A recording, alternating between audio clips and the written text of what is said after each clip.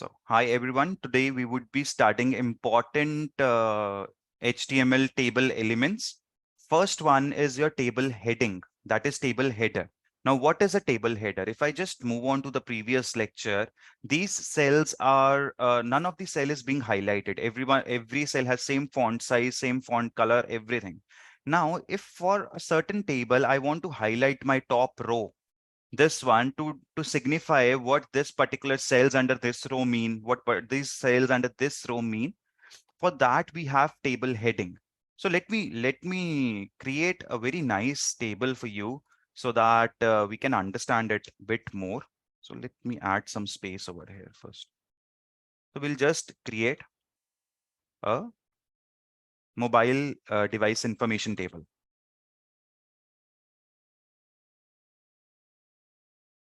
So we'll just create a mobile device information table. What this table would hold?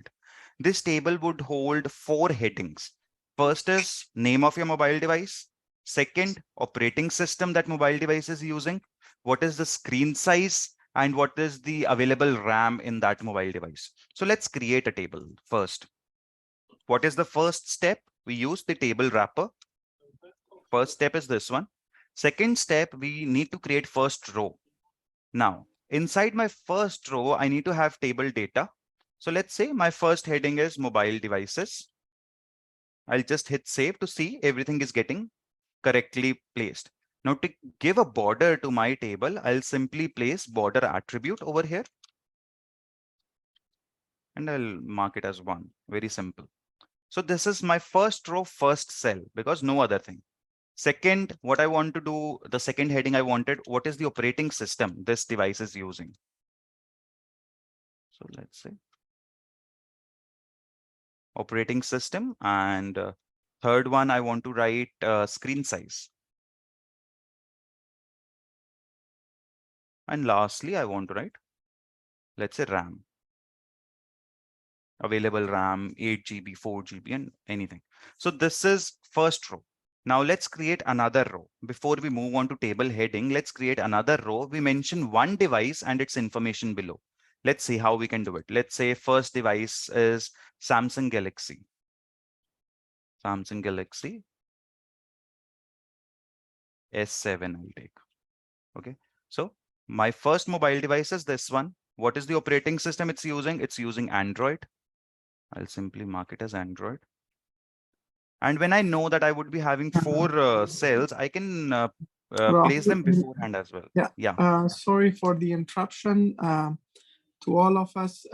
Actually, there is, a very heavy storm in our area. So in case, because of the internet, we disconnected, we may not be able to connect. I will let you guys know on WhatsApp as well. Let's continue. Sure. Thank you so much, Talash. So let's say the screen size is 5.5 inches and available RAM is, let's say 4 GB. I'm having 4 GB. Okay, yeah. So now these content and these the top information under which my content is lying are not being differently recognized. They have same font size, placed in same position, everything. To highlight the structure where we want to place some information. For instance, normally you put your top row as table headings everywhere. When you structure something, you put it as top row as table headings. How to do it? To do it, you replace this TD tags with TH. That is table header. You write TH, you hit save, immediately you would see the difference. Mobile devices, bold, and they are placed at center. By default, our other text, look at this Android text, it's left aligned. The headers are always center aligned. Always remember this.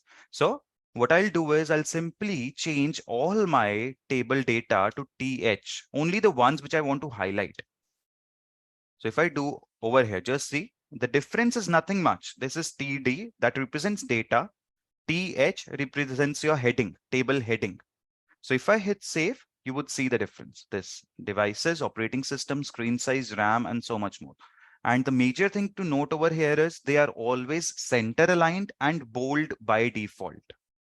If you want to provide some other styling to them, then you can do it with CSS that we would be doing once we touch CSS part. But right now, just to make us understand the difference, the content and heading, the difference is in tag. It's TH, it's TD, and the data is left aligned, headings are center aligned. Headings are bold by default, data is not bold by default.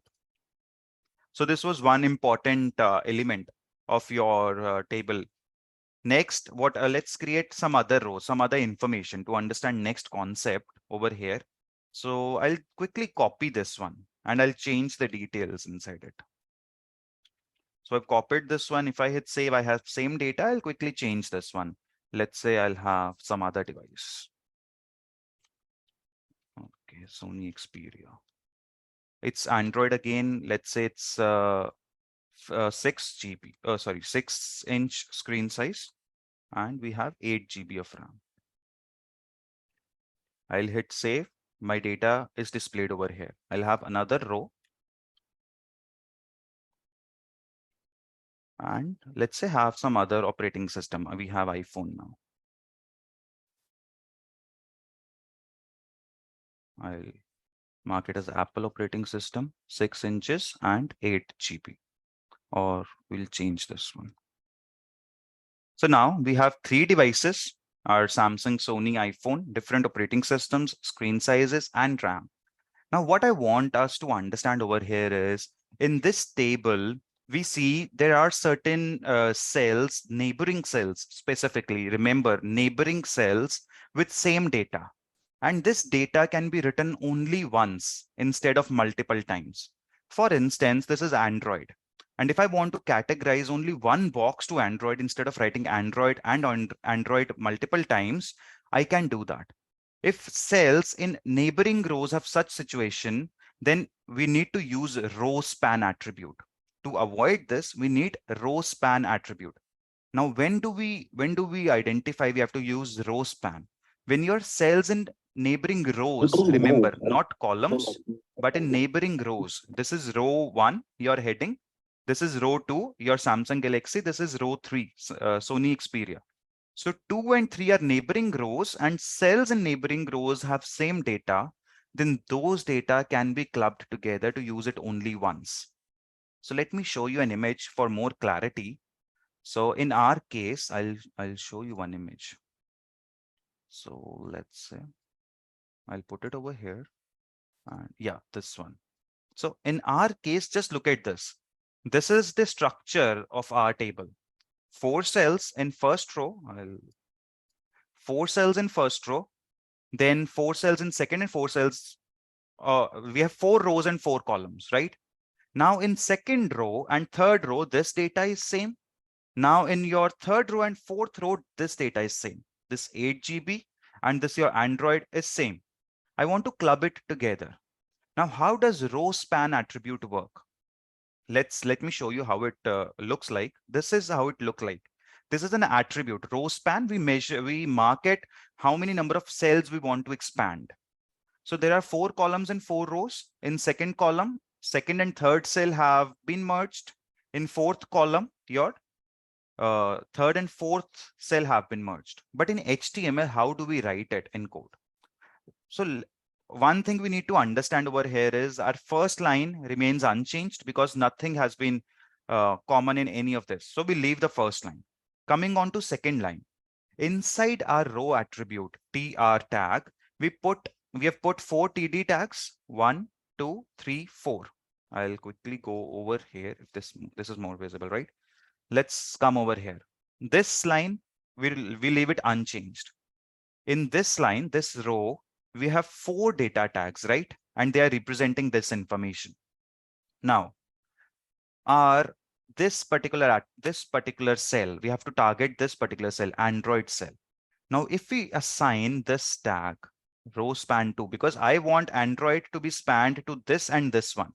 So what I'll do is I'll add another attribute called row span, and I'll keep it to the number of cells I want it to be merged. I'll write 2. Just see the difference right now. This cell has been moved. I don't want that because now this second cell is taking space of this one. So in third row, I have to skip this cell. I need not write this information over here. I'll mark it as a comment. And if I hit save, see, now this particular cell of my second row fulfills the purpose for second row as well as for the third row. So the respective cell in the third row needs to be skipped. We need not place it because then it would be placed next to it. The next element placed would always be the other one. The second one is taking the space of both. It might seem a bit complicated as of now, but if we just look at the structure, this TD tag is fulfilling the purpose of my second and third row now. So for the third row, the data mentioned in this tag and this tag must be same. So I need not write this one. I directly write this one. Similarly, if I move over here, this is the first time I'm encountering this is in my third row. So over here. So if I write row span over here as 2, what would happen? This particular tag would serve the purpose for my third row and fourth row. So for my fourth row, I need not mention that particular information. So if I hit save as of now, the fourth row is having some extra information. I don't need that because I've already provided somewhere that information that, okay, for 2 cells, I need that information. So I'll comment this out. So this feature is heavily used when you want filter property in your tables. For instance, you filter certain products based on, for instance, you're on an e-commerce website and you want to filter shirt sizes. So all the shirt sizes of extra large category, large, medium, small sizes have been grouped like this. So anytime the system receives an information regarding the Android device, it would instantly give only these devices. If we filter out Android, it would only give these devices because these devices are targeted only by one operating system. Similarly, if you filter 8 GB, then it would give all the devices, irrespective of Android or Apple, which have been clubbed like this. So are we able to understand this? Because it might seem trickier initially. So if you're able to understand, do let me know. If you face any kind of doubt in this, I'll give you some more example.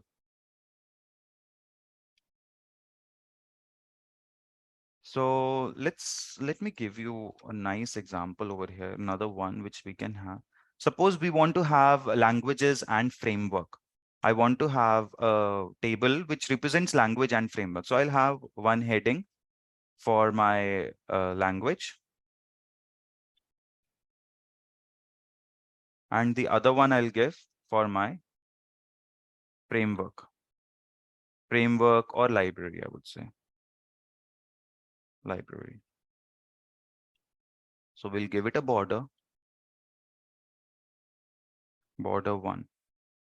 So as of now, let's have some gap over here.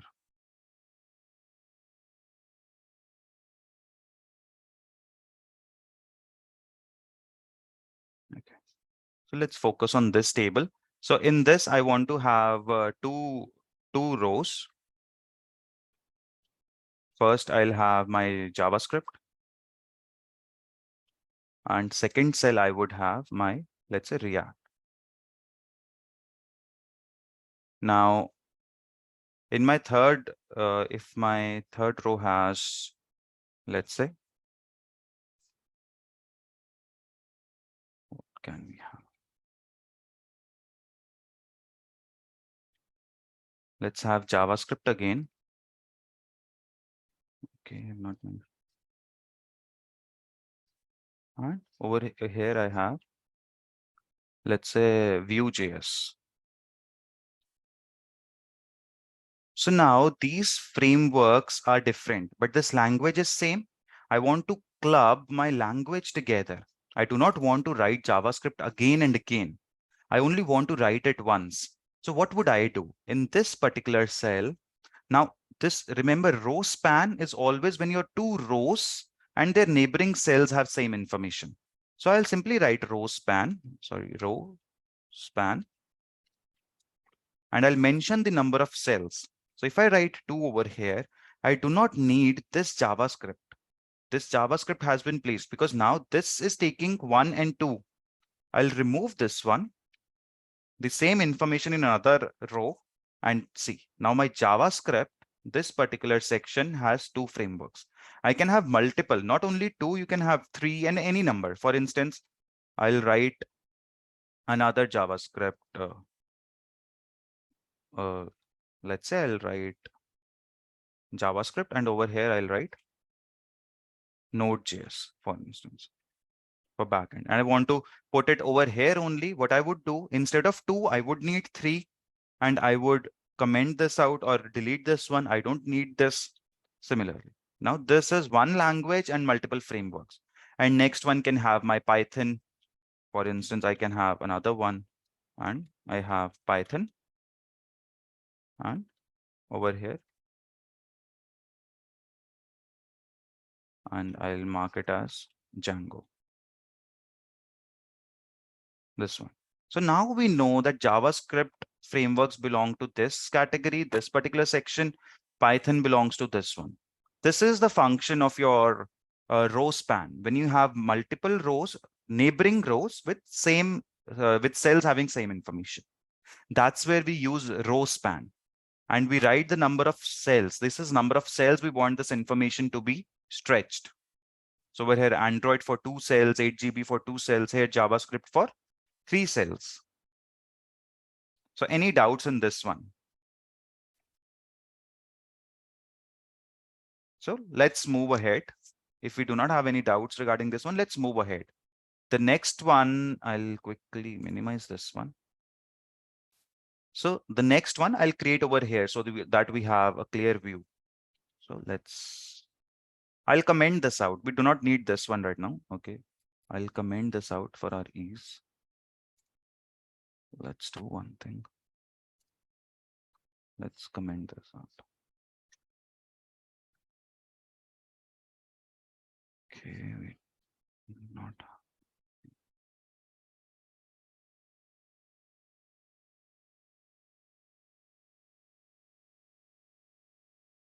Okay, did we miss? Let's comment it individually. Okay.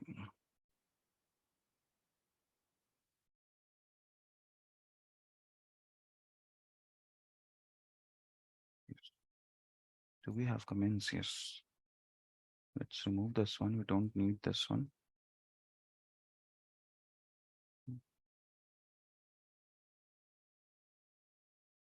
Let's comment this now. Yeah. And over here we have these comments.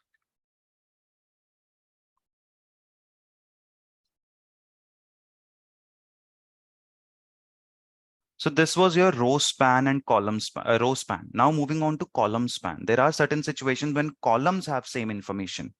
So let's create a table for a tech company that wants to check which was their hottest selling gadget in different quarters over 3 years.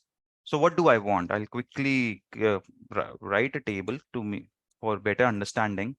So let's say first row, we want to have the number of years and quarters. So let's say we have our first heading as years/quarters. And this is the first one. Now, in second one, I want to have my first quarter, quarter 1. I'll have quarter 2, 3, and 4. So simple, I'll mark some border. So this is first row, yearly quarters I want to measure. In my second row, first thing I want to measure is my year. So let's have another heading over here, and let's say 2016. So this is my first year. I'll create 2 more rows like this to give it some structure. 2017, let's say, and we'll copy this one. And 2018. So simple. I want to check which gadget was my hottest selling in 2016, quarter 1, quarter 2, quarter 3, and quarter 4. So how I've structured it, my first row has these cells, quarter 1, 2, 3, 4, and this year quarter heading. My each subsequent row has first cell dedicated to the year number, because this particular section, this particular cell, I've dedicated to mark quarters over here and years over here. And subsequently, I'll mention the information. So let's write some information in this particular 2016. First thing I want to write is, let's say my data is laptop, simple laptop. Let's say second quarter also my hottest selling gadget was laptop only. And third quarter, let's say I'll mark it as speakers. Fourth quarter will mark it as headphones.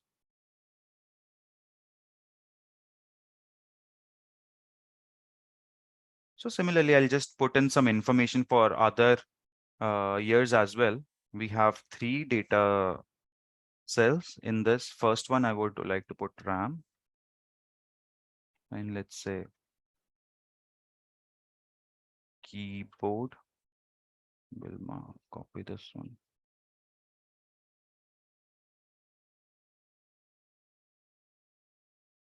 And let's have last one as well.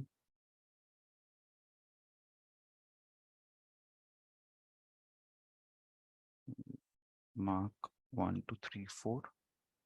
Let's have speakers. What can we? Let's have same this one.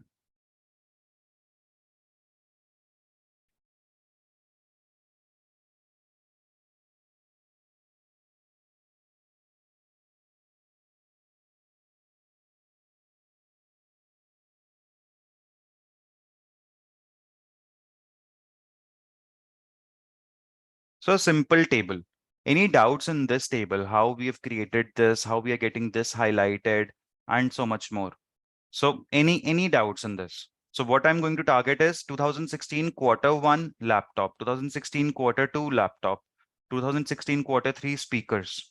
A simple display of information, which quarter, which gadget was the hottest selling for a particular company.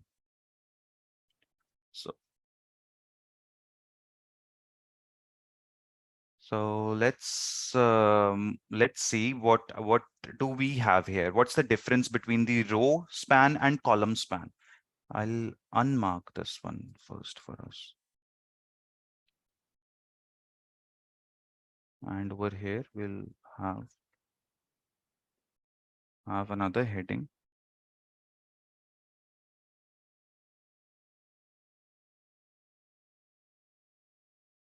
Understanding call span. Now, what's the difference? Just see the difference over here in this row span the row span attribute. Our rows were having same information, like JavaScript was over here, JavaScript was over here, JavaScript was over here. So the cells in neighboring rows were same. In this information, cells in neighboring columns are same. Laptop over here, laptop over here. They are not top to bottom, they are left to right same. Your keyboard is same for this one, and this one. Similarly, your speakers over here, smartwatch over here. So it is column wise. If your cells have same information, we would use call span attribute. If row wise your cells have same information, we use row span attribute. So let's use that. So over here, let's come to this one first. Laptop, we want to have laptop for 2 columns. Let's mark it 2. If I hit save, you see, now this laptop is taking space for 2. I have to delete this one, the other one that is taking the space. So if I just mark it like this, now my laptop is taking space for quarter 1 and quarter 2. If we move to the previous example over here, the JavaScript, this one was taking space for 3 rows, 1, 2, and 3, top to bottom. You see, if the cells are same, you use row span. If left to right, you see your cells have same information, you use column span. So what other, where can we use over here? See, here keyboard has 3 keyboards over here. So instead of writing it every time like keyboard like this, I can simply write my call span as 3, and I can comment these out. So now it's easier to see that keyboard ranges from Q2 to Q4. Similarly for speakers and smartwatch, we can simply write speakers as call span 2, and I can comment this one, smartwatch as call span 2. I can comment this one. So now you see speakers for Q1 and Q2, smartwatch for Q3 and Q4, laptop for your Q1 and Q2, keyboard Q2 till Q4, and respective years. So this is where the difference between row span and call span lies. So any doubts in this one? Where do we use row span? Where do we use column span? Thumb rule, when you have cells in neighboring rows, same, you use row span. And to check that, you go from top to bottom. If you encounter two cells same, clubbed together, and use row span. You go left to right, you see two cells with same information, you club them together using call span. So this is one of the interesting information. Now let's move on to the another major important part, that is table header, body, and footer. Now what happens over here is, like every website structure, like we see over here, we have this structure, like this is your head part, this is your body part, and some later on we would be studying semantics, we would be putting footer as well. Now, what happens to structure your tables effectively? We use these in our table structure as well. That is header, body, and footer. Now, table head provides a separate header for your body for your table. Body contains the main content, and footer creates a separate footer for the table. So let's understand it with an example. So let's create one example. I'll do one thing. Let's do it over here only. So let's write. So guys, is this visible? Should I create it below this one or above this one? So if this is visible, I'll create below this call span only. So let's try that. Let's write table header, table body, footer. So now I want to create over here. Let's have, let's write it above. Okay, let's do it above languages and framework. We'll do.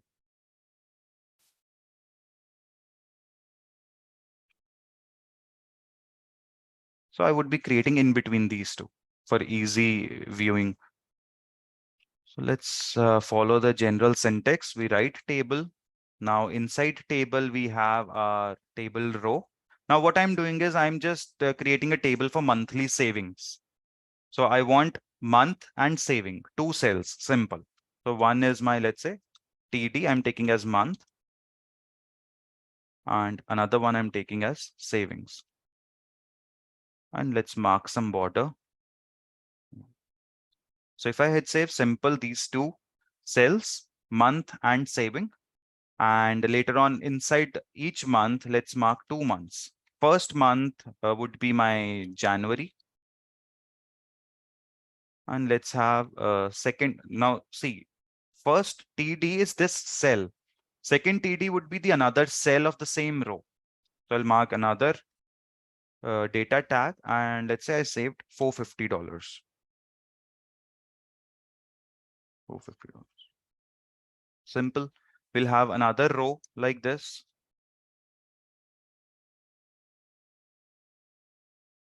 And we'll mark February.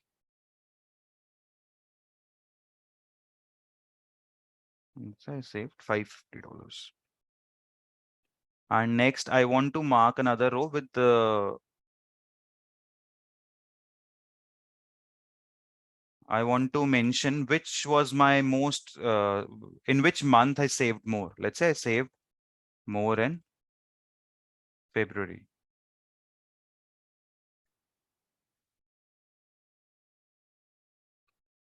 Huh? a basic table that January, February, saved more in which month, and particular this one. Now, in order to structure it in a better way, what can we do? First thing we need to do is we need to define the head. What is the head? Head of the table is this month and saving, which defines what information you're containing. So how do you do it? You simply write another tag, which is T head. You see T head. In this, you mention this row information. You just put this row information in this head. Now, if I hit save, nothing would show up. Nothing would make any difference on the table over here. But when you would debug, when your browser would read, it would tell, okay, the header of my table is this one. To make it more identifiable, what we can do is we can mark it as headings, because our header should have headings. So month and savings, January and February, right? Now, the lower part is not the part of my content. My content is January, February, and savings. The footer part, which details some additional information about the content, should be put in T foot. Like we have T head, we have T foot as well. So the lower part, which details some additional information, not the part of actual content, we'll put it over here. And now I know that if I want to expand it from one cell to other, column wise, what do we do? What is the way to write it? We write call span 2. If I write this, see the difference. Now, my saved more in February is for cell 1 and cell 2 in the last row. And this is for my footer part. We can have this as heading as well. We can mark it as heading also for footer. So a simple way to structure your table: mark the header part, then this content is remaining, we've not used it, put it in T body, that is your body part. The content part, we'll just place it inside the body.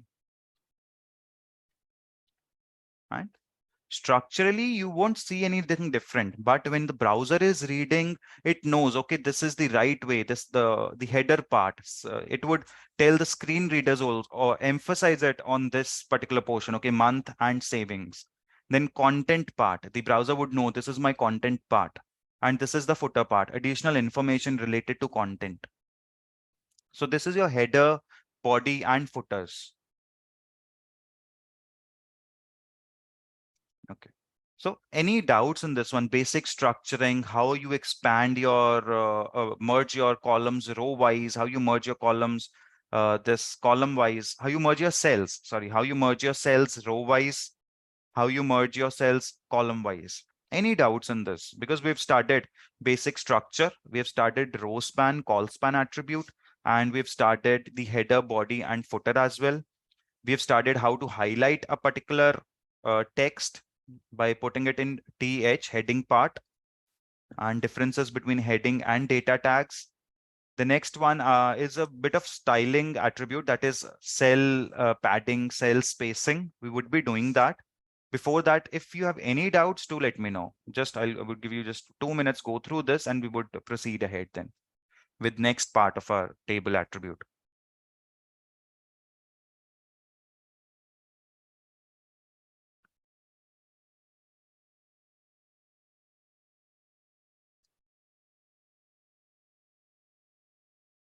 If no doubts, just okay, we'll move ahead. Okay, let's see now. Now, what is cell padding? What is cell spacing? So these are more of the styling attributes. How do we use them? So let's see them. So what is cell padding? Cell padding is basically the space that is defined between content and border of the cell. So this part, you see January and this content part, this content and the border, this border part, the space between content and border is defined by cell padding. And the cell spacing is this part, the space between two cells. These two cells, if you manage the space, that is cell spacing. Now, how do we write it? It is another attribute. Let's see how to use it. So simple cell padding attribute. I'll just quickly mark a table which one we can use? Month and savings. Let's go with that one. So let's take this only, January, February. So how do we do it? Okay, we'll just go to this one. Inside your table, what do you do it? You simply write cell padding. Let's say if we are getting. And let's write 15 pixels if I want. If we see any difference over here. Okay. Did I make any? Yeah. You see this difference? This one earlier, if I remove this one, see the table. The table has no space between content and your border. To provide that space, you simply write cell padding equals to the value. Value is in pixels. So these values we would be starting in CSS. The first very thing we would be starting, what are different values like pixels, percentage, view height, viewport, your REM values, EM values, which value to use when. We would be doing that. But right now, do not worry about it. Just see that you write some number, positive number, and you would see the difference. And you can change that number to as per your need of the table. So if I write 15 pixels, see the difference in this table, month and saving. If I hit save, the, the spacing between content and my border has increased. This is what cell padding is doing. Similarly, if I have cell spacing, and I'll write, let's say 15 pixel only. If I hit save, you see the distance between cells have increased. So the table looks more readable, more easy to understand.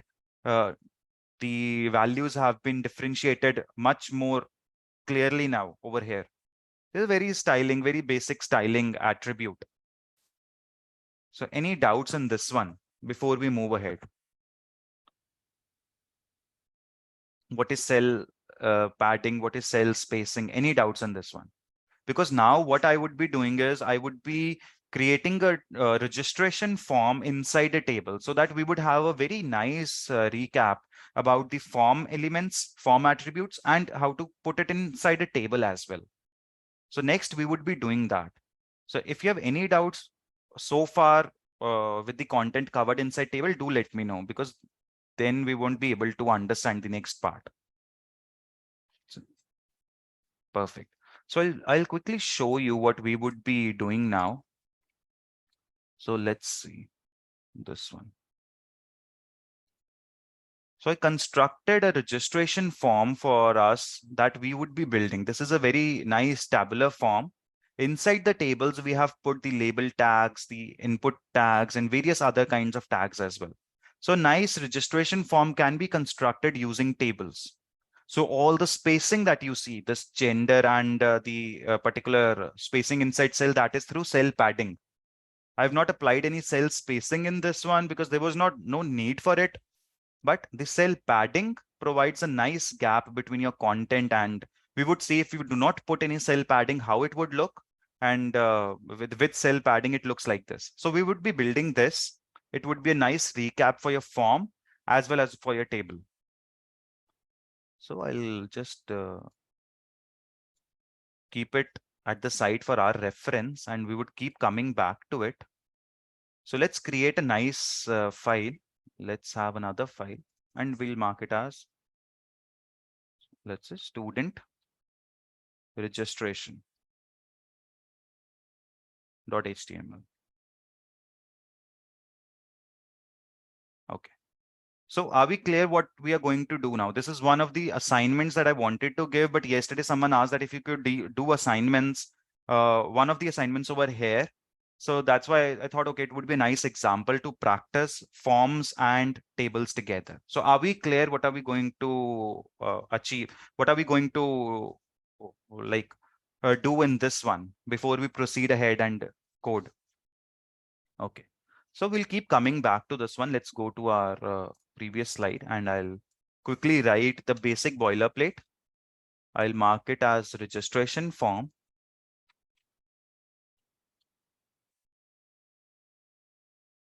And let's say I'll mark some heading also to see if it's working.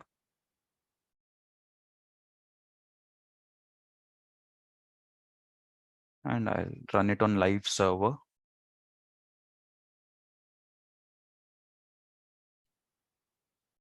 So it's working. Our page is working fine. Now let's see what do we have in those in our assignment. How to start with it, how to read a particular form, and how to create one for us. So first and foremost thing, we see that, okay, there is a table, there is some border, and there are form and input elements. So how do we read it? We read, okay, we have one column over here, one column over here. So most probably my row would have two cells. Every row is having two cells. So first row is having cell 1, cell 2. Second row is having cell 1, cell 2. Accordingly, I would keep on writing. Okay. So let's move ahead. So I want to create a form inside a table. So to create a form, what was the wrapper tag? Wrapper tag was your form tag, right? And the major attribute was your action attribute. What was your action attribute? Action attribute was the path to the server. You mentioned the URL of the server over here. So if we do not mention anything, we can simply put a pound sign or a hash sign that says, okay, there is no particular path we want to send it to, but we have mentioned the major attribute, just a dummy value. The hash symbol is just a dummy value. Okay. So this is our first step. Now, inside our form, what do we need? We need a table. First thing is table. So table is another wrapper element. So we have two wrapper elements, form and table. Now inside table, whatever we mention would come as an input element as well, because it is under form wrapper content. And inside table, we can place table rows and table datas also. So this is a very basic structure.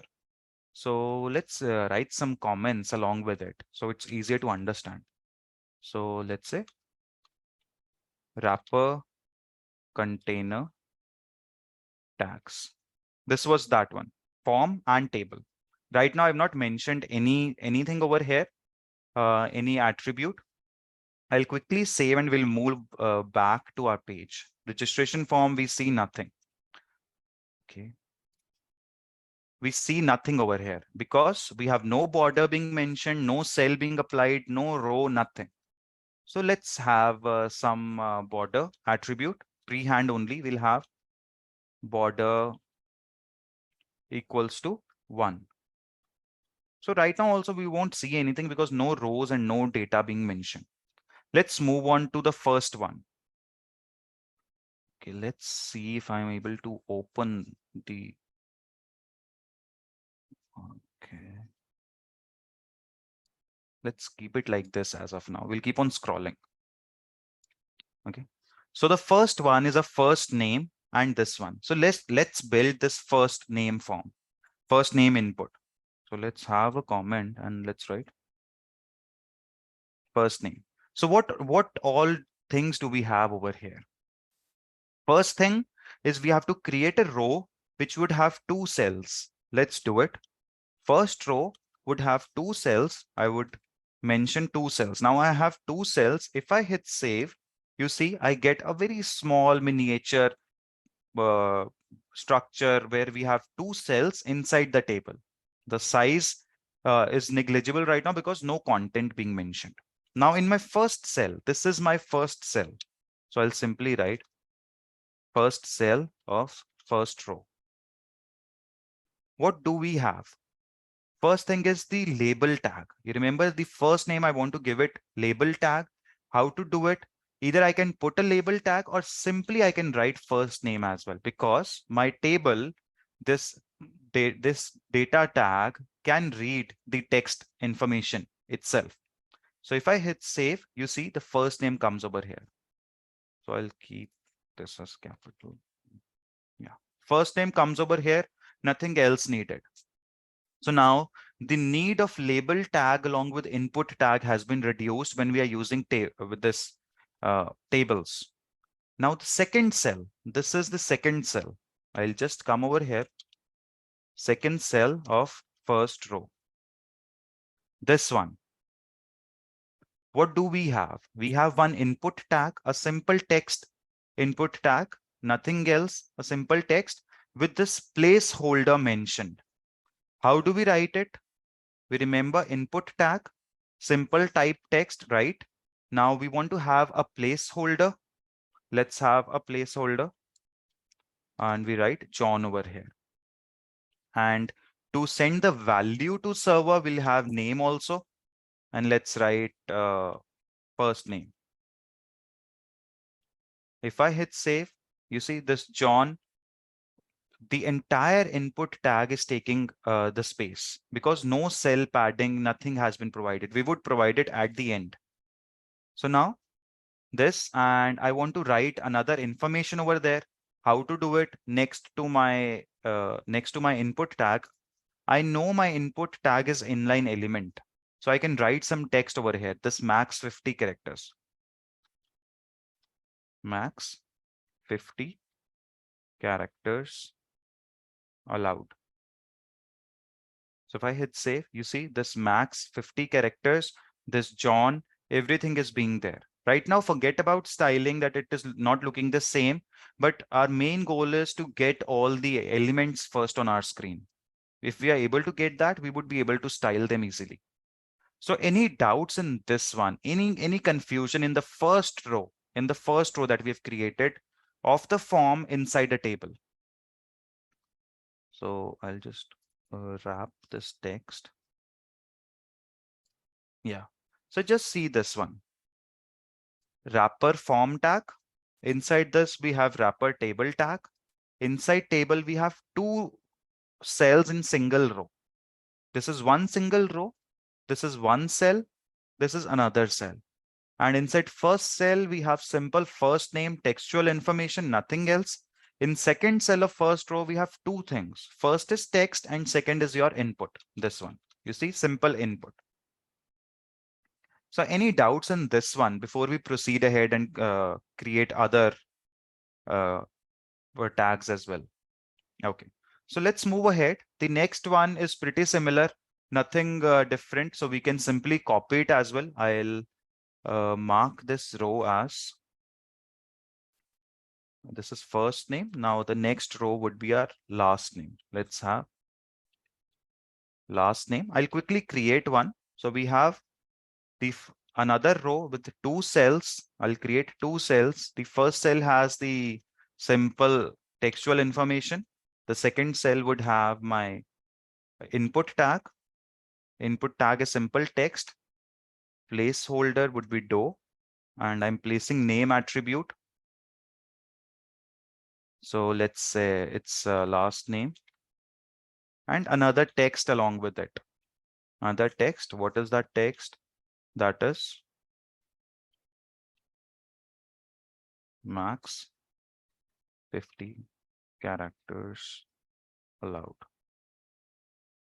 So simple, we are getting this information, first name, last name, John Doe, and this additional text information for the user, nothing else. Moving ahead, the structure for a row would be same. We know because every row is having two cells. So let's say this is our email. Now I'm creating same structure, two cells over here. My first cell would have simple text information, email ID. Let's say email ID. So we'll keep on saving to check, okay, it's working. This cell is empty as of now. How to add it? We have another input tag. This input tag is not text now. We studied the type email. Remember that provides the browser inbuilt check functionality. Type email. Let's have placeholder. Let's say enter valid email address, or let's copy same one. Let's not change this. We have John Doe at gmail.com and let's have name, email. Simple. This one, look, this space over here is same because it's because of the text above. The space was created and it has been carried over to all the cells in the respective column.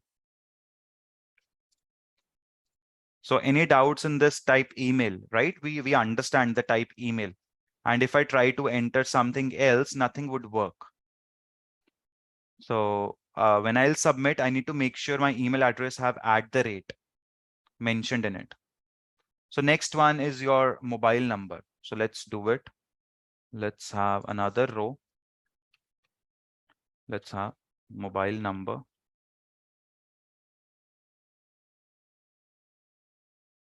The best part about HTML CSS is if you figure out how to structure your particular concept that you're building, then almost every time things are repeating. You just see this one. First row you structured, you figured out how to build first row. Now every row is almost similar. So, and we need not remember everything I'm telling you. Whenever you face any doubt, okay, how to write email address in a form, just Google it. You need not remember everything, but just have this understanding how things are working. Mobile number. And now if I'll put this input, and this was not text, you remember for mobile numbers, we have TEL, type TEL for telephone numbers. And we have this placeholder. Let's have 999. And okay, let's have this one. And we have some text as well. We have name. That's a phone. And inside we have some text. What is that text? 10 digits allowed. So we are structuring our form one by one, one by one. Now moving on to the next type, that is your drop down menu. So nice one. So first row, simple, gender. And we have how many options over here? We have 3 options. Okay. So next cell, what do we have? We have select tag. Select tag, let's name it as gender. Let's give it ID gender. Now, how to do it? First option tag. You remember option tag? Value is, let's say, male, and first value is male. Similarly, we'll have 2 more options.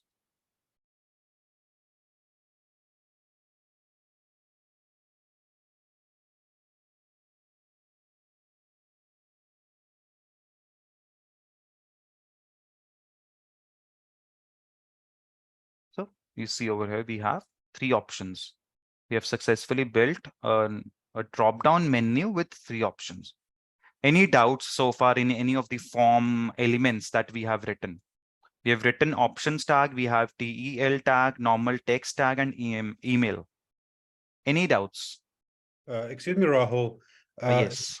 For example, if you put the digits on the telephone number cell, oh, sorry, words. I mean, any letters, A, B, C, does it Over here, accept or over no? here.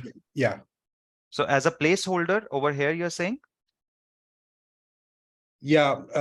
All digits are acceptable, or if you write So any words, also acceptable. So what happens is like this TEL that we started, it provides specific functionality for mobile applications. So if you've used this and you have built a mobile application that if your registration form is on mobile app, then you won't be able to add any generic text. But in browsers, a user can add generic text. However, we can put specific checks using JavaScript which would see, okay, only numbers are acceptable. But in browsers, you can add generic text. It would accept it. As of now, uh, it won't like give any issue. But in mobile applications, this TEL type would only allow you to add numbers. So if you want only numbers, then you can put numbers over here, but that would give you a drop-down menu. If we put number over here and if we hit save, it would give you this increment decrement thing. That's why we don't use numbers for mobile for getting the mobile numbers. So TEL is basically to tell the browser this should be a number. And there are certain checks that can be placed at server side that if a number has been received or invalid number has been entered. But for mobile applications, this TEL type would only allow the numbers, not the generic text. Thank you, Rahul. Clear. You're welcome. So, however, in browsers, we would be able to add generic text. That check has not been provided with this TEL feature. That is not an inbuilt check, but we can code it at our end. Okay. So apart from this, any issues, any particular element or form tag someone did not understand? Okay, so let's move ahead. The next one is your date picker. So how to do it? You create another row. Now inside this, we have again two cells. First cell, let's write the generic text, birth, and let's have DOB.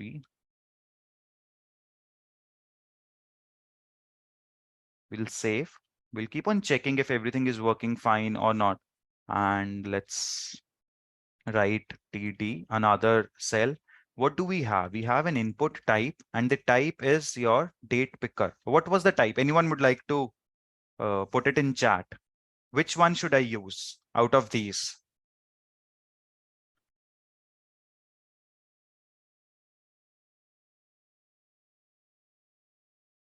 Anyone remembers which one was the type for date picker? Okay, let's see. I'll put date. And do I have to mention anything in between these tags?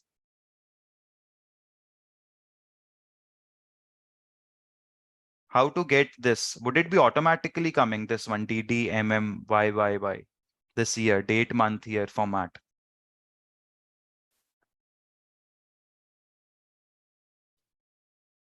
Perfect. So let's save this one. So you automatically get this one. And we studied some other attribute also like min, max, where you can set which particular, your calendar should have dates from which particular year and month. Like if you do not want to have calendar from like below 2000, then you can set that min, max attribute. If anyone remember that min, max attribute, I'll show you just like that. So if I put min and I have to mention the, let's say, what was it? What was the format for it? So let's say I have 2000. From the year 2000, I don't want dates before June 2000. Let's have June and 1st. So this is year, this is month, and this is date. So if I hit save, if I come back to it, and if I go back to my year and I go back, okay, you see now the dates before 2000 are not there. So if I just scroll up, okay, 2004 to, okay, we're not. So let me see. Yeah. So we have 2000 and I cannot access January, February, March, May.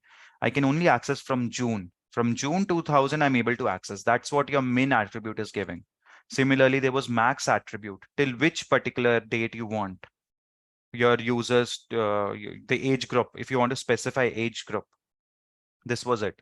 So if I hit save, so a general date picker attribute, which we have used it.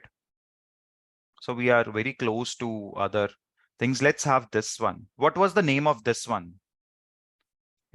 Before me writing the same, what was the name of this attribute? This one, address, the next one to the address, right? That's correct. That was text area. So I'll write it. TD, I'll write address. Perfect. And I'll write another one. And in this, I have to mention text area, right? This text area, I do not want rows and columns as of now. If I do not need it, I can mention it as well. So I'll just remove this one. If I hit save, I'm going to get that. I'm getting this text area. I can increase, decrease as per my need. But if I want a predefined rows and columns, I can mention that rows. Let's say 30 rows and 10 columns. So I would get a very like a rectangular structure. So in order to structure it better, I can reduce the number of rows. Okay, I mentioned 100 by mistake. So 10 rows, 10 columns. So I can have 30 rows. Oh, sorry, 30 columns. So I have this nice rows and columns. So let's make it a bit wider. We have 50 columns and 10 rows. So a wider structure. Nice one that fits our form. So it's a hit and trial. You just keep on adding numbers and checking, okay, this one suits my web layout or not. So let's minimize this. Next, we have this hobbies, and I'll mention the required attributes as well, like your name. For the server, we have this address. And right now I'm not mentioning ID because we won't be needing it as of now. So simple, this one. So next one is this hobbies. What was this one, this particular input called, where you can select multiple options? I'll write the basic structure. That's right, that's checkbox. Let's write hobbies. We'll hit save. I'll move this over here so we can see.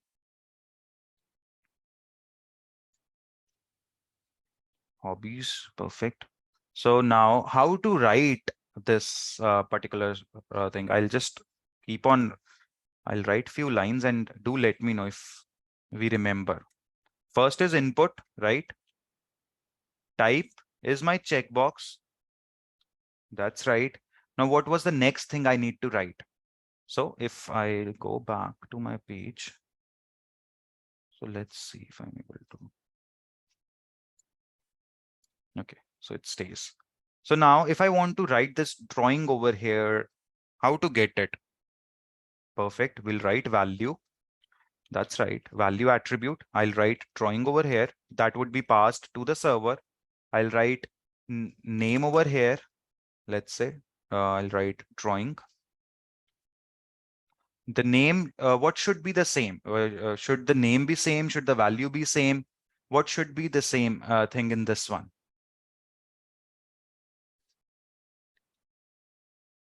So do we need to have anything similar in this one?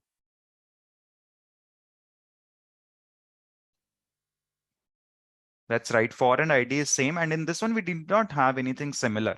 We can have the name separately for each category.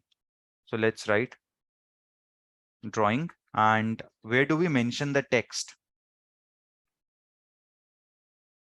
So simple over here, because our TD tag, the data tag, would read the text. This one, you see, earlier we were putting it through label. Now we are not using the label. We are using the functionality of our data tags, this drawing tag. So if I hit save, this drawing is coming over here. If I remove this one and I hit save, a simple checkbox would come. If I submit this, it would give the value drawing to the server. But to get the text information like this, we are simply writing it over here because we are not using label with this as of now. And we're using the functionality of this data tag. This is one checkbox. Now we want everything next to it. Do we need to create another checkbox or should I write it below this one? We do not, because if I'll create another TD tag, it would create another cell. Remember, I do not need another cell. I'll simply write it below this one. So that's correct. So I'll copy this one. I'll mark some comments like, let's say this was for our singing. I'll put it for singing. I'll mark it over here for drawing. Let me move this one. And let's copy paste this. Now I'll change the names. Simple. I'll change the names to singing.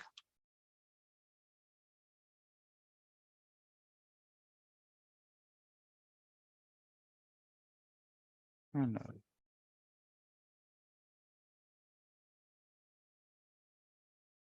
a simple checkbox we are getting, right? So let's see our original form that we were building. What do we have? Dancing, sketching, and others. So simple. We would copy this. Let's copy this. We'll have one for dancing, one for sketching. So I'll mark it for dancing.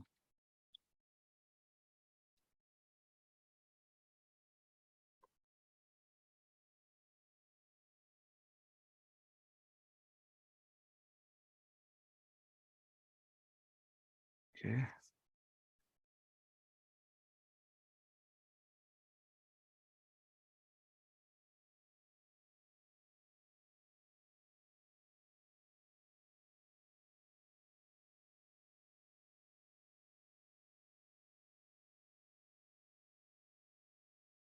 We'll put the comments. I'll copy this one. I'll put it for dancing.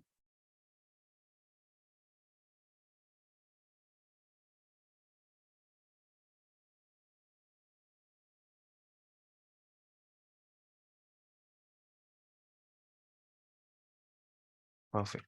So we have now we have 4 check boxes which we can select multiple at the time: drawing, singing. Individually, they are also working, dancing and sketching. A simple checkbox attribute that we have studied, we have put it in form. The other thing that we wanted to do with this, there were some other things as well. This others and this particular input box. Now this is interesting, how to do it. So let's write the other. We want to select others and this input box. How to do it? Inside this only, we would write another tag first for the others. No, sorry. Checkbox, and we'll have value other. Let's have name other, and we have other. Now we get similar kind of other over here. Now what I want this camping next to it. Simple text input. We know our input tags are inline element. They would be placed next to each other. So input, and let's have name as other hobby. Let's have placeholder like we have over here.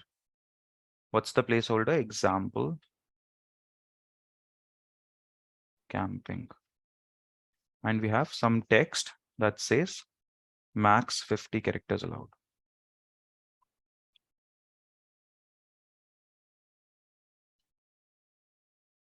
So if I hit save, we see this we are getting over here. This other, and the difference we are seeing over here is because this one is bit like this. So if we move it like this, and you see our table is yet now not being styled. We have not provided in fixed width. That's why it's changing with the window size.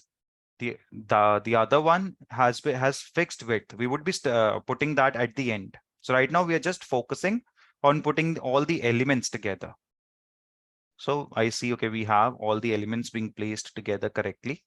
So let's have these two last sections. This course is applied for and these 2 buttons. Okay. So do we remember how to structure these ones? What was the type? I'll write TD and I'll write simple text till that applied for. That's right. So let's have the input tag, and okay. Now the type was radio. If you remember, the type was radio. Now how to write it? There were 2 things, very important things in this one. Number 1 is your name and number 2 is value. So the thing that we need to remember is the name for all these things. The name attribute should have same content. So I'll write, let's say name. I'll write as course, and value. First value is full, let's say I'll write full stack.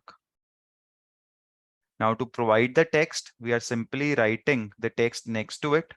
What's that? Full stack web development.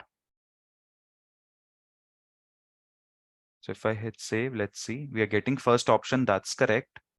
Now let's copy the other two.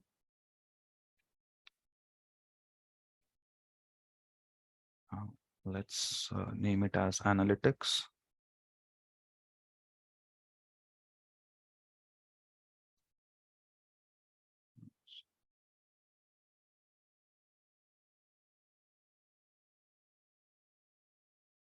Now, the thing is, I want it to be placed below each other by default. You remember we did one tag, that is the BR tag, line break tag.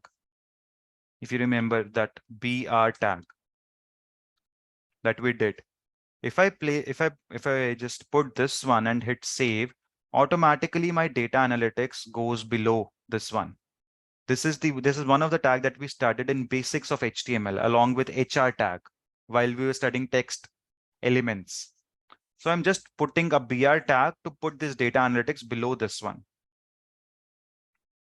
So let's copy this one. I'll copy this tag over here. And let's have another input. Type is radio. Name is course. Value is your, let's have networking. And text we have is internet and internet security.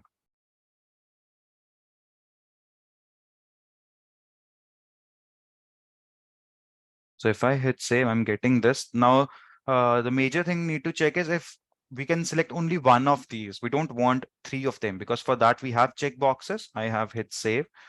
Let's see one. And if I hit data analytics, it should get disabled, the full stack one. It's working perfectly fine. So it's working fine. Nice. Now let's have the last thing, the buttons on our form, the submit and reset buttons. What was the tag for that? Anyone remember? Submit and reset button. What was the tag for that? So let's have a single row. That's right. The tag was button. So let's have a single row, a single cell. Now this, we need one single cell. I do not need two separate cells. So how do we write it? Button. Now let's write first submit. The type of this button should be submit. And the type of next button should be reset. We studied both the buttons. So let's write type reset. So if I hit save, right now my buttons are not placed next to each other. How to do it? First, I need to span this cell across two cells. So we just studied when I want to span my cells this wise, the column wise, what do? We write call span attribute. And I want two. If I hit save, automatically they are going. Now I want to align them center. We have one attribute called align, which is not used in this HTML as of now because all the styling is a part of CSS. That's why we are getting red symbol. But they were earlier used in older versions of HTML. So we see these two buttons being placed over here. So right now, I think very nicely we have structured our page so far. Very minimum styling is left. We'll do it just now. So let's see what can we do. Let's have some comments first to make it more readable. We have done email. We have done this drawing, hobbies. What is this row for? Let's have creating check boxes. Boxes. Now this row is for creating your text area. No. This is not the one. This is your creating for text area, and this is for your date picker.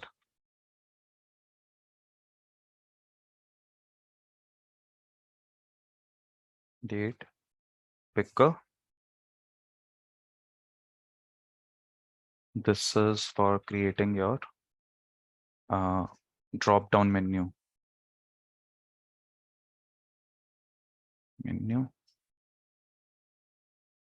Okay, we have mentioned previous ones. Check boxes. Then we have the radio button, right? Radio buttons. And these are your simple buttons.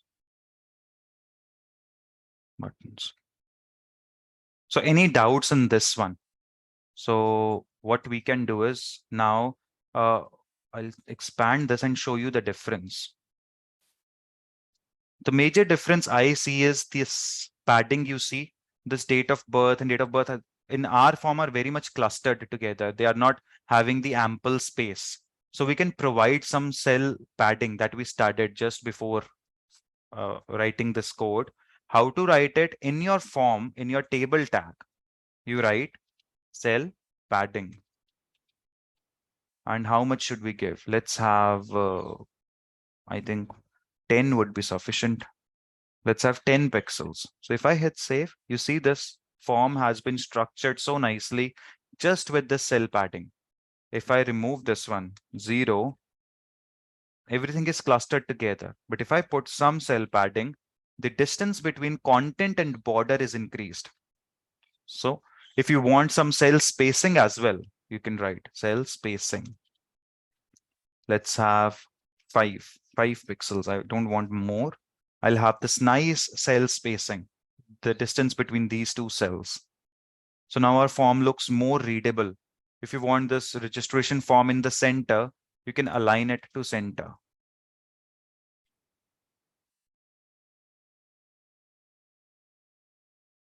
Center. So any doubts in this one? I think we have structured our form in a very similar way. Now, do they look different or anything that we need to cover in this one? So registration form, everything correct. First name, last name, every other element have been structured nicely. So Shakib is asking row span. Row span was not needed over here. That's why I've not used it. Row span is when the elements in two rows are similar. These two, if these are similar. For instance, if you, we can try it. Let's say if you want to experience row span, instead of last name, if I put name over here and I put name over here. Now this is name and name, and you want only this as full name. What can we do? Instead of writing this, I can write row span to 2, and instead of name, I can write full name, and I'll comment this out. This one I don't need. If I hit save, now this full name. This is your row span. I have spanned it to 2 cells vertically. When 2 rows are having same content, I've spanned it to row span, and here column span at the end. So we've used row span, we've used column span, we've used cell padding, cell spacing, and the best thing is you can put these things in your header, body, and footer as well. If you want, you can put this in your footer part. The submit buttons, you can put it in footer, the entire content in header, and the above, this registration form as a part of header. This entire content in T body. For instance, if you want, I'll show you. Let's say this one, we have this table format, and inside our table, I'll write T head, T head, and in this TH and a simple, let's say we put registration form over here. Registration form over here. So I don't want this to be there. I'll remove this, my H2 part, the heading part I'm removing. I want a part of this only. Now I want to span it across 2 columns. So I'll write col span 2 and hit save. Now this is my header. The remaining part, I want to put it in T body, the content part. Now I'll remove this T body from the closing tag from here, move down before my buttons. Let's say before buttons, I place my T body. This is my content part. And last part, let's say this is my T footer.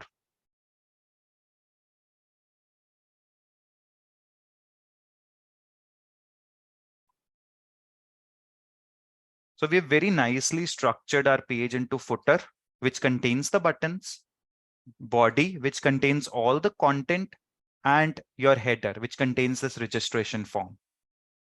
This one. Now our form looks very much usable. Any website can have this form to gather the details. So any doubts in today's session?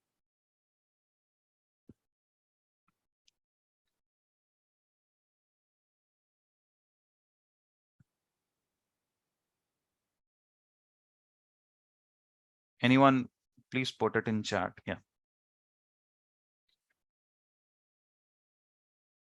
Thank you, everyone. Talash, anything you want to share?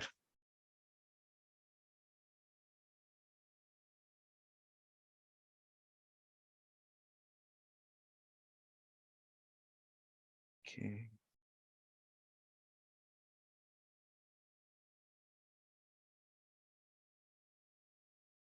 So, Talash, are you able to,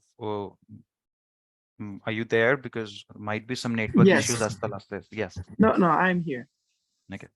Yeah. Anything you want to share, Talash? Because I think this No, is. I think today's lecture was very, essential and fruitful because we did cover tables and as well as forms as well. So both were combined. I think that was very good. Perfect. Yeah, very good. So, yeah, that's it. If you can give us an assignment to, Let me check. I do have one assignment. Mhm. Okay. And you can send it over to me or you can paste it here directly in the chat. Allow me just one moment. I'll pull that one for us. Okay. I'll show you first. It's a nice invoice form, and I want all of us to create that form. It's very nice practice of your cell padding, cell spacing, and your row span, column span. Let me just allow me just 2 minutes.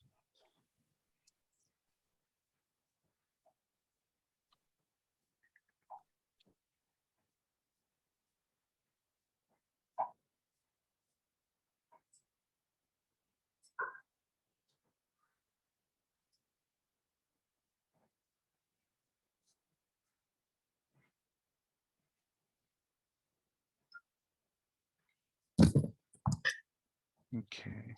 Yeah, and also participants, I will share the our flyer for our bootcamp. Do share it through your profiles and within the community groups. I will wrap it up in a text as well if you all can assist us in order to help us boost a little bit more on our number of participants. I'll be thankful. Okay. I'm just pulling. Just allow me 1 minute, Talash. I'll get those ones. I'll stop the recording.